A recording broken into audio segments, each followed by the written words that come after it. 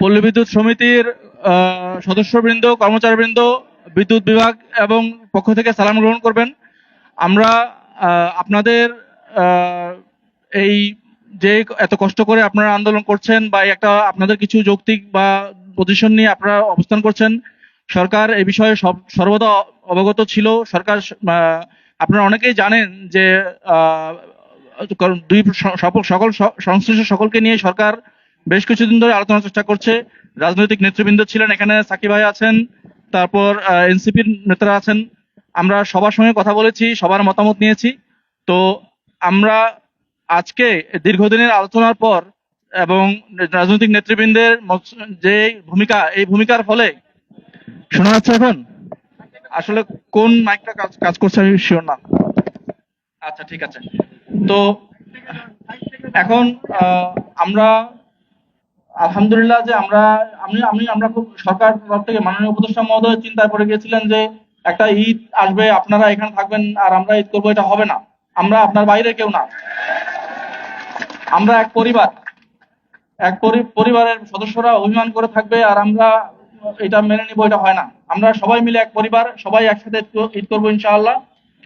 এবং আপনারা যেহেতু মন্ত্রণালয়ের মাননীয় উপদেষ্টা মহোদয়ের কথায় আস্থা রেখেছেন এবং মাননীয় উপদেষ্টা মহোদয়ের কাছে আমরা একটু আগে জানতে পেরেছি আপনাদের যে সর্বশেষ প্রেস রিলিজ, সেখানে আপনারা যে প্রমিসটি করেছেন, যে উপদেষ্টা মহোদয়কে যে আশ্বস্ত করেছেন, এর ভিত্তিতে সরকারও আপনাদেরকে আশ্বস্ত করতে চায় সরকার দ্রুততম সময়ের মধ্যে কিছু ব্যবস্থা গ্রহণ করবে।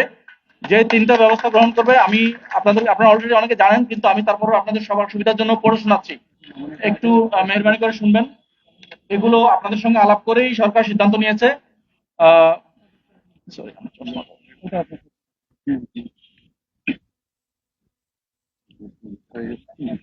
বাংলাদেশ বিদ্যুৎ উন্নয়ন বোর্ডের ন্যায় অভিন্ন চাকরি বিধি প্রণয়ন সহ বাংলাদেশ পল্লী বিদ্যুতায়ন বোর্ড এবং পল্লী বিদ্যুৎ সমিতি সমূহের একীভূতকরণ অথবা অন্যান্য বিদ্যুৎ বিতরণী সংস্থার ন্যায় কোম্পানি গঠনের বিষয়ে উত্থাপিত দাবি পর্যালোচনার লক্ষ্যে একটি উচ্চ ক্ষমতা সম্পন্ন কমিটি গঠন করা হবে অচিরেই। এবং এই কমিটি যে সম্প্রতি যে ব্র্যাক ইউনিভার্সিটির ভিসি স্যার যে বিশেষজ্ঞ কমিটি, তার সুপারিশ সমূহ বিবেচনা করে এবং আপনাদের সহ সকল অংশীজনদের সঙ্গে আলোচনা করে একটা রিপোর্ট দিলে, সেই রিপোর্টের ভিত্তিতে সরকার স্বল্পতম সময়ে যথাসম্ভব দ্রুত একটা এই বিষয়ে একটা পজিটিভ সিদ্ধান্ত গ্রহণ করবে। সকল চুক্তিভিত্তিক এবং অনিয়মিতদেরকে চাকরি নিয়মিত করার বিষয়টি খতিয়ে দেখার জন্য একটি কমিটি গঠন করা হবে এবং এই কমিটির প্রতিবেদনের পরিপ্রেক্ষিতে সরকার সম্ভাব্য স্বল্পতম সময়ে পরবর্তী সিদ্ধান্ত গ্রহণ করবে। এবং সকল মানবতাপূর্বক চাকরিচ্যুতদের শতপদে বহাল এবং সংযুক্ত সাময়িক বরখাস্তদের ও অন্যায়ভাবে বুদ্ধিকৃত কর্মীদের পদায়নের বিষয়টি সরকার সংবেদনশীলতা এবং সহানুভূতির সাথে বিবেচনা করবে। তো দেখেন, সরকার কিন্তু আপনাদের সঙ্গে সবসময় ছিল, আছে। এটা আমরা পল্লী বিদ্যুৎ সমিতি বিদ্যুৎ বিভাগের একটা সংস্থা, আমাদের পরিবারের অংশ।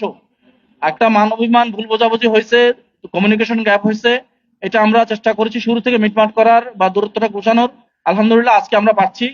আমরা সম্ভাব্য সবকিছু করব আপনাদের সুযোগ সুবিধা, চাকরির স্বাচ্ছন্দ্য, আপনাদের পারফরমেন্স, সংস্থা হিসেবে পল্লী বিদ্যুৎ সমিতি যেন আরো ভালো পারফর্ম করে, কি করলে আপনারা ভালো কাজ করবেন, বেশি পারফর্ম করবেন, আমরা সবকিছু বিবেচনা করব।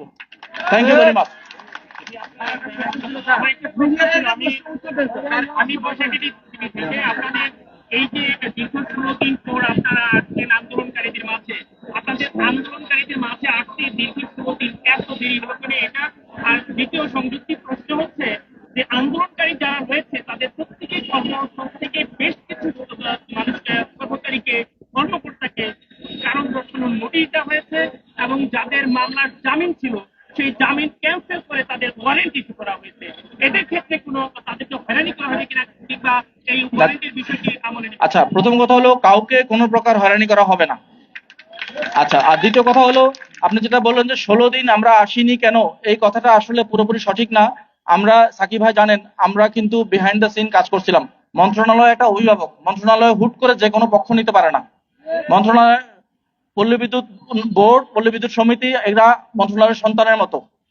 কখনো একটা পক্ষ ধুম করে একটা পক্ষে চলে যাওয়া যায় না। সবাইকে মান অভিমান, সবাইকে ভুলিয়ে, সবাইকে ভালোবেসে একসাথে চলতে হয়। আরেকটি বিষয়, স্বল্প সময়, এই কথাটি অনেক সময় আপেক্ষিক অর্থে ব্যবহার করা হয়।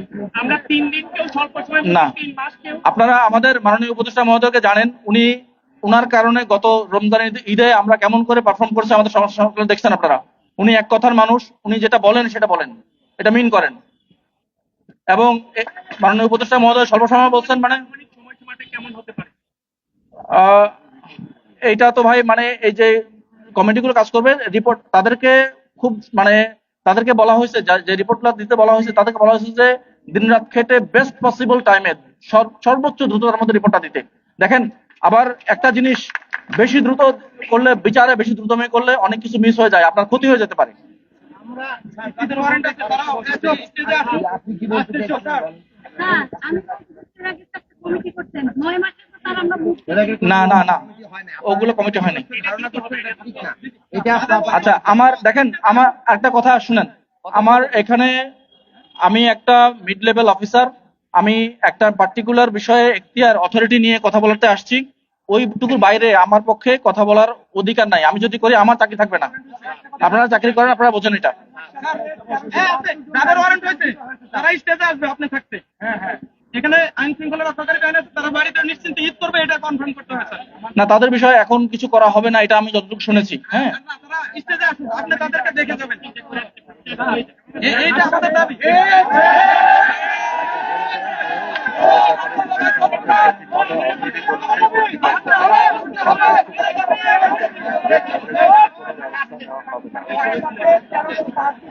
দেখেন দেখেন, যাদের বিরুদ্ধে লিগ্যাল প্রসিডিং আছে, একটু জামিন বাতিল করা হয়েছে যাদের, তারা আবার স্টেজে তাদের বিষয়ে সচিব মহোদয় এবং উপদেষ্টা মহোদয় অবগত আছেন, এবং বলা হয়েছে যে তাদের বিষয়ে কোন রকম ব্যবস্থা গ্রহণ করা হবে না। ঠিক আছে? তাদের হয়রানি করা হবে না। না, তাদেরকে হয়রানি করা হবে না, যেটা লিগ্যাল প্রসিডিওর মানে সেটাই, এখানে বলার কিছু নাই। একসাথে শুরু করে আবার লাইন ক্রুকে বদলি করা হয়েছে হয়রানিমূলক কারণে। একজন লাইন ক্রু লাইন না ছিল স্যার, আপনার যদি বাড়ি না ছিল, আপনার যদি নাম না জানে, ওখানে যাই লাইন অভিযোগ নিরসন করা সম্ভব না। সেখানে একজন লাইন ক্রুকে চট্টগ্রাম থেকে সিলেট দেওয়া হচ্ছে, সিলেট থেকে যেটা স্যার যে কোনো দুর্ঘটনা ঘটে। এবং স্যার এই নতুন আমি আপনার বক্তব্যটা বুঝেছি। এই বক্তব্যের বিষয়ে আমাদের তৃতীয় যে বক্তব্য সরকারের, সেই বিষয়টি সংবেদনশীলতা এবং সহানুভূতির সঙ্গে দেখা হবে বলা হয়েছে না। তো দেখেন, আপনারা যদি মেসেজটা, সরকারের মেসেজটা পড়েন, পড়লে দেখবেন সবকিছু আছে ওখানে। আমার এখানে বলার, নতুন করে বলার কিছু এখতিয়ার নাই। আমি এটা বলার জন্য মানে এখতিয়ার প্রাপ্ত না।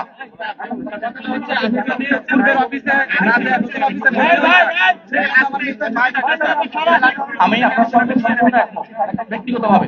আমার মৃত্যু ঝুঁকির কে দায় নেবে? অবশ্যই এটা অত্যন্ত ঝুঁকিপূর্ণ, আমরা কেউ চাই না অঘটন ঘটুক।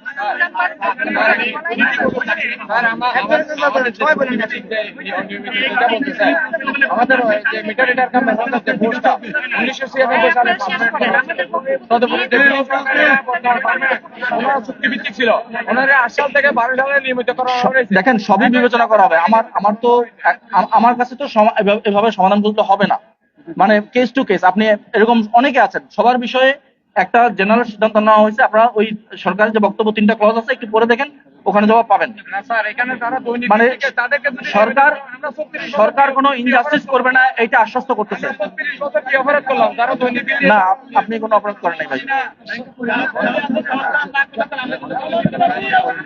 অবিচার হবে না, অবিচার। আমরা স্যার ঈদের ছুটি কাটাবো, তারা বলছে ঈদের ছুটি কাটাবো স্যার। কেউ কর্মস্থলে যাবো না স্যার, ঈদের পরে যাবো। সাকিব ভাই, সাকিব ভাই, সাকিব ভাই, আমি ঠিক আছে। আমাদের জীবনে জীবনে বলাই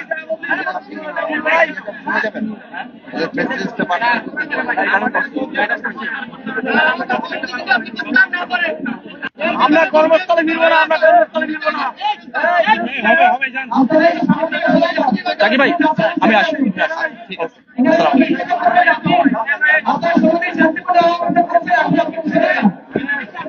আমরা থাকতে থাকতে বেরিয়ে যাই। আপনি এক মিনিট থাকলে আমি প্রেস আমরা প্রেস সংগ্রামী সুমন, প্রেস কে কে আছে? সুমন আসো।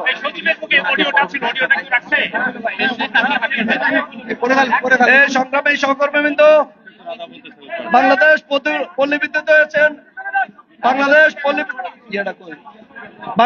পল্লী বিদ্যুৎ অ্যাসোসিয়েশনের পক্ষ থেকে প্রেস বিজ্ঞপ্তি পেশ করছি।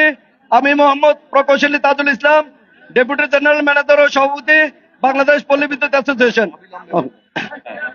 প্রেস বিজ্ঞপ্তি। পল্লী বিদ্যুৎ সিস্টেমের সংস্কারের লক্ষ্যে 7 দফা দাবিতে 80টি পল্লী বিদ্যুৎ সমিতির কর্মকর্তা কর্মচারী গত 21শে মে 2025 তারিখ থেকে টানা 16 দিন যাবৎ আন্দোলন চলছে। বিদ্যমান পরিস্থিতিতে বিদ্যুৎ বিভাগের স্মারক নং 27.00.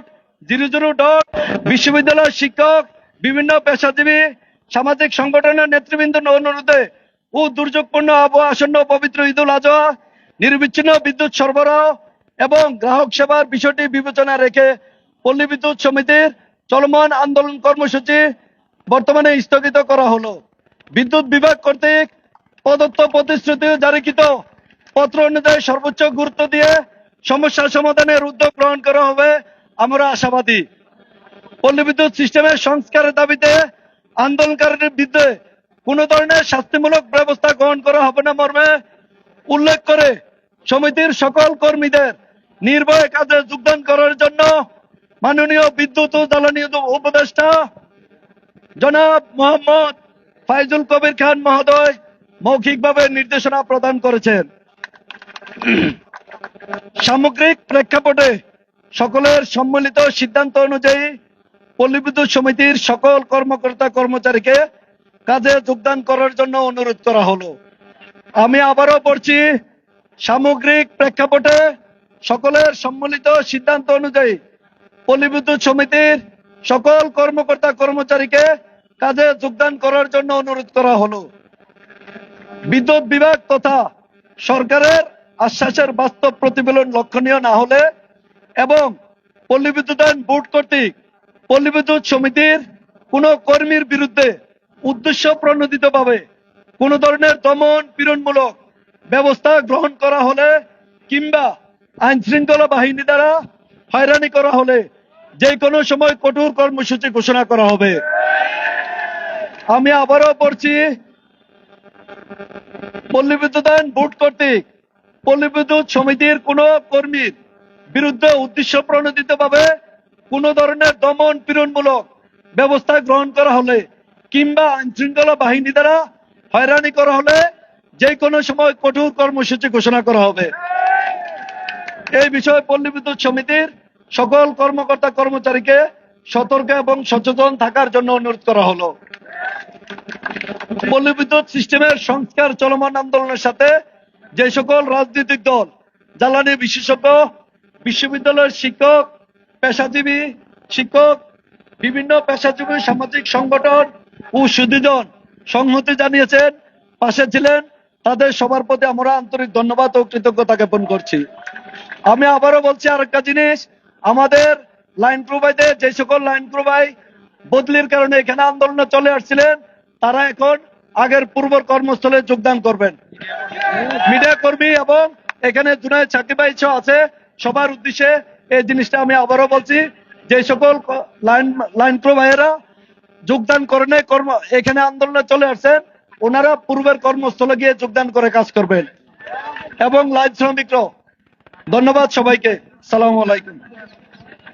অবশ্যই তিনি সেদিনটা কেটে পাঠাবেন, এই কথাটা না রাখলে পরে ওনার কাছ থেকে আমি কিছু আদায় করতে পারবো। আচ্ছা, মিডিয়াতে পাঠিয়ে দিচ্ছে তো আমরা আবার সংস্কার করি।